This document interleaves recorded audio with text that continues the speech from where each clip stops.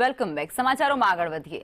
વડોદરાના અટલાદરા વિસ્તારમાં પાણીની સમસ્યા ઉજાગર થઈ છે. પીવાના પાણી સાથે ગંદુ પાણી આવતું હોવાની રાવ અત્યારે ત્યાંના સ્થાનિક લોકો કરી રહ્યા છે.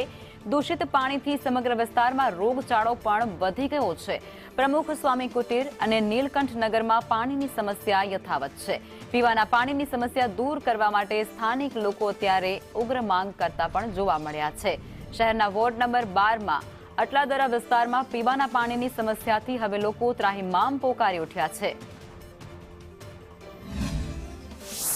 એકદમ ગંદુ પાણી સોસાયટીમાં આવે છે અને બાજુમાં જ સોસાયટીની બાજુમાં જ એકદમ ચોખ્ખું પાણી પીવાનું એક ગટરમાં જાય રહે છે. વિચાર કરો હવે કેવું નમૂનો કે પીવાનું ગટરનું પાણી ઘરમાં જાય અને પીવાનું પાણી ગટરમાં જાય.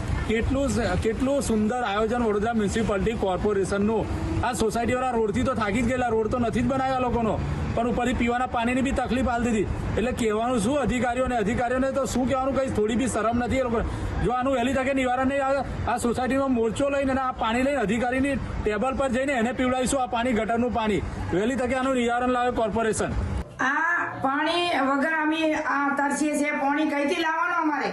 આવો ગંદો પાણી આવે 4-5 મહિનાથી.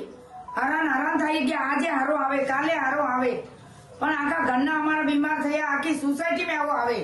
છેલ્લા 2 મહિનાથી આ પાણીની અને ગટરની લાઈનનું પાણી મિક્સ થાય છે. છેલ્લા 2 મહિનાથી ત્યાં કોર્પોરેશનમાં પણ જાણ કરીએ છીએ, ત્યાંથી પણ અઠવાડિયા ખાડો ખોદીને આવી ગયા, એવો ને એવો જ ખાડો રાખ્યો છે, કશું કોઈ કરતું નથી. અને પાણી છેલ્લા 2 મહિનાથી આવે છે પણ એનો કોઈ નિકાલ જ નથી. કમ્પ્લેનો કરીને થાકી ગયા છે પણ નહીં આવે.